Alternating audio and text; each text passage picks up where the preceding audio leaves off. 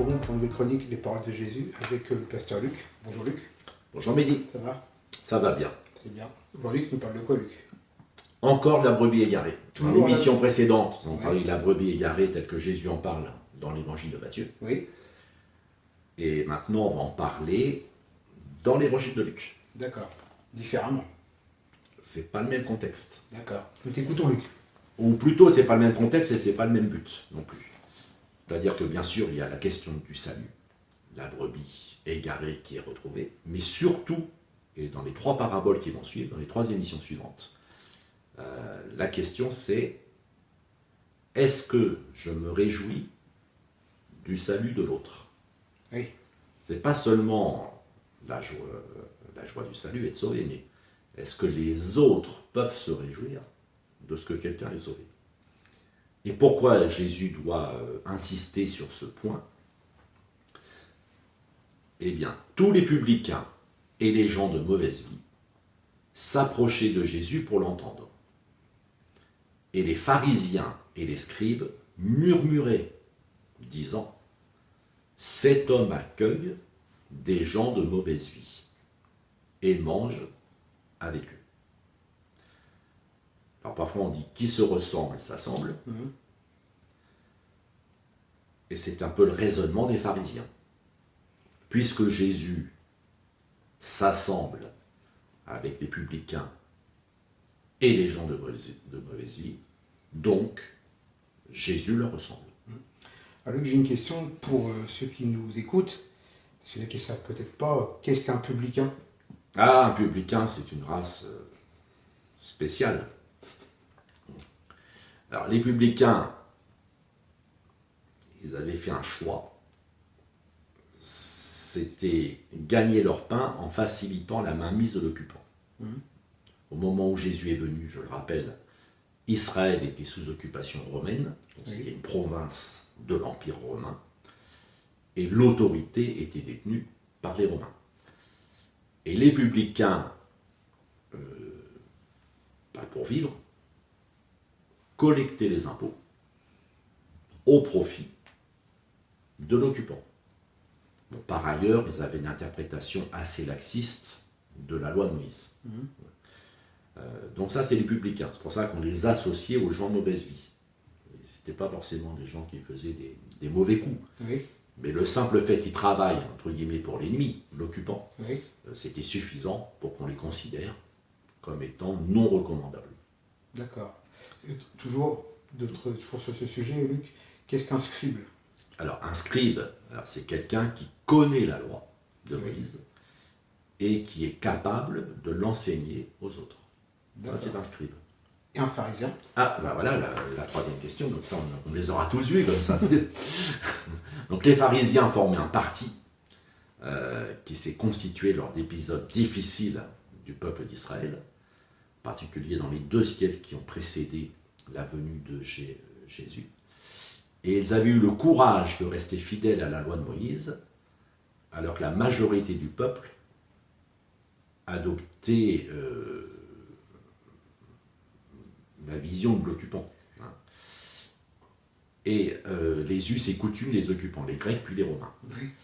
Alors le problème des pharisiens, c'est chaque fois que quelqu'un veut rester fidèle à une vérité, à une habitude dont les autres se détournent, il a tendance à devenir excessif, raide, on ne va pas dire radical, mais raide, et presque, et c'est là le problème surtout des pharisiens, se faire une gloire de sa fidélité, jusqu'à s'imaginer que ça le sauve. Donc il ne faut pas croire dans l'évangile que Jésus est contre les pharisiens, mais Jésus est contre cette dérive, parce qu'il est vrai que les pharisiens étaient quand même ceux qui étaient restés le plus proches de la véritable foi d'Israël.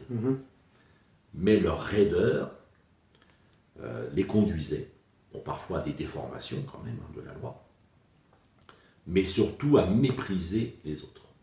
Est-ce qu'on pourrait les qualifier d'extrémistes? Non. Non, on ne peut pas dire ça. L'extrémisme, c'est plutôt les zélotes. Ah oui, les zélotes, exact. Les zélotes, eux, voulaient chasser les Romains par la force. Donc ça, oui, ça c'est une forme d'extrémisme. Mais les pharisiens n'avaient pas cette caractéristique-là. Mais Jésus a souvent dû batailler avec eux, verbalement, oui. verbalement. Mais le fait qu'il bataille avec eux, c'est la preuve qu'il a accepté de parler avec eux. Tout à fait. D'ailleurs, dans cette parabole, Jésus répond à l'objection des pharisiens. Tu manges avec eux, tu les côtoies, Oui. tu leur ressembles. Et Jésus va répondre justement en disant faut-il ne pas les fréquenter. Et c'est là qu'il y a fréquenter et fréquenter. On peut fréquenter l'autre pour en tirer un intérêt. On peut aussi le faire pour abolir la distance, la crainte, le sentiment de ne pas avoir droit comme les autres au bonheur. Et c'est ce que Jésus faisait. Il se laissait inviter pour parler du royaume de Dieu à ses hôtes, en devenant, dans un sens, leur obligé. Alors c'est vrai que vu de l'extérieur, Jésus profitait des personnes qui avaient une moralité douteuse. Oublions les publicains, mais prenons les gens de mauvaise vie. J'obtiens de l'argent par le commerce de la drogue. Je m'achète un restaurant avec l'argent que j'ai blanchi. Et j'invite Jésus dans mon restaurant. Vu par un pharisien, je commets une faute. Ah bah oui, ça c'est sûr. Je commets une faute. Je m'associe Ah bah oui. au péché de celui qui a ouvert son restaurant avec le commerce de la drogue. Qui se fait aussi avec de l'intimidation, avec des violences, avec parfois des meurtres. Donc on comprend que ça choque de l'extérieur. Maintenant, vu par Jésus, qui ne paye pas l'addition, je l'invite dans mon restaurant. C'est encore plus coupable presque. On ne peut pas dire j'ai payé donc je suis blanchi de ce que l'autre fait. Non, il se laisse inviter. Mais en se laissant inviter, il ouvre la porte à un dialogue. Bien sûr. Et à une écoute surtout. Et Jésus va pouvoir leur dire les paroles du salut, les paroles du royaume de Dieu. Et si Jésus les snobait, il ne pouvait rien leur dire. Tout à fait. Et c'est là qu'il faut savoir dans son cœur, quand on est amené à fréquenter des personnes peu fréquentables, pourquoi est-ce que je les fréquente? Si je veux en tirer un intérêt, c'est réellement coupable. Donc indirectement, c'est-à-dire ne jugeons pas par l'apparence, mais si oui. on peut apporter l'évangile. Là,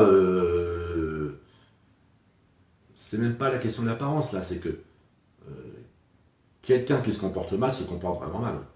Peut-être que tu connais pas. Mais Dieu veut le sauver. Dieu cherche la brebis égarée. Exactement. Voilà. Donc c'est la volonté de Dieu de sauver. Et nous qui sommes chrétiens, nous sommes collaborateurs avec Dieu dans cette volonté qu'il a de sauver ceux qui, en apparence et aussi dans le fond, sont vraiment coupables. Mais il veut les sauver. C'est pour ça que je reviens, Luc, parce que des fois, il y a des gens, on ne les connaît pas. Des fois, on les juge par rapport à l'apparence. C'est là qu'on ne témoigne pas, parce que par rapport à ce qu'on voit, mais des fois, ce qu'on voit, on se trompe. Voilà, alors là, il y a l'apparence parfois. Alors, l'apparence va jouer sur d'autres registres. Il y a des gens qui paraissent tellement sûrs d'eux qu'on n'ose pas leur annoncer l'évangile. Voilà. Mais cette apparence peut être une façade. Exactement. Et en fait, ils peuvent être fragiles à l'intérieur d'eux-mêmes. Exactement. Et puis d'autres vont user de violence pour essayer de nous empêcher de leur parler. Aussi. Ils vont être bourrus, ils vont être... Aussi. Et là aussi, il faut réussir à franchir la barrière. Mais c'est là que d'accepter un service de leur part, ouvre une brèche. Ouvre une brèche pour leur parler. Et c'est ce que faisait Jésus. Et on en arrive à la parabole, sinon ça avait comme émission précédente, on n'aura pas parlé de la brebis. Lequel d'entre vous, s'il a 100 brebis et qu'il en perde une, ne laisse les 99 autres dans le désert pour aller à la recherche de celle qui est perdue, jusqu'à ce qu'il la trouve. Donc un travail. Et lorsqu'il l'a trouvée, il la met avec joie sur ses épaules. Et de retour à la maison, il appelle ses amis et ses voisins et leur dit « Réjouissez-vous avec moi, car j'ai trouvé ma brebis qui était perdue. » De même, je vous le dis, il y aura plus de joie dans le ciel, rappelons-nous les anges qui sont dans le ciel, pour un seul pécheur qui se repent, que pour 99 justes qui n'ont pas besoin de repentance. Donc d'abord Jésus fait appel à leur propre attitude aux pharisiens. Il dit, ce que vous refusez au prochain, vous le faites pour les animaux, mais pour des raisons économiques. Parce que cette centième brebis, c'est aussi un manque à gagner. Et puis aussi, vous ne considérez pas que l'animal est coupable de s'égarer. Alors vous acceptez d'aller le chercher. On n'exige pas de lui un sens moral. Il en perd une. C'est le propriétaire ou le berger qui est responsable des brebis. Les brebis ne sont pas responsables d'elles-mêmes. Les 99 autres sont dans le désert. En Matthieu, elles étaient sur la montagne, dans les pâturages d'été. Alors pourquoi le désert ici? Parce que cette parabole a pour but de montrer que les 99 se croient, s'imaginent, ne pas avoir besoin d'être trouvés par Dieu. Et leur comportement vertueux et leurs pratiques religieuses les mettent à l'abri de quelque perte que ce soit. Elles se croient sur la montagne, mais ils sont dans le désert. Alors, j'ai une petite question, excuse-moi, avant de terminer. Qu'est-ce qu'un juste aux yeux de Dieu? Quelqu'un qui est justifié par Jésus. C'est-à-dire qu'ils se disent justes. Ah oui, qui se disent juste. Voilà. Mais trouver ce que l'on a longtemps cherché provoque une joie. C'est vrai. Joie que l'on veut partager. Mais cette joie, c'est celle que Dieu et les anges éprouvent au ciel. Et aussi Jésus sur terre quand il voit les fruits de son enseignement. C'est vrai. Mais parfois les voisins, les amis, au lieu de se réjouir, vont dire, mais cette brebis, elle fera toujours des histoires. Elle s'égarera de nouveau. Pourquoi tu t'embêtes à la chercher? C'est ça la question de la parabole. Est-ce que vous allez vous réjouir avec celui qui a retrouvé sa brebis? Ou est-ce que vous allez mépriser cette recherche et cette trouvaille? Merci Luc pour toutes ces explications. Merci de nous avoir écoutés et regardé. Que Dieu vous bénisse et à la semaine prochaine.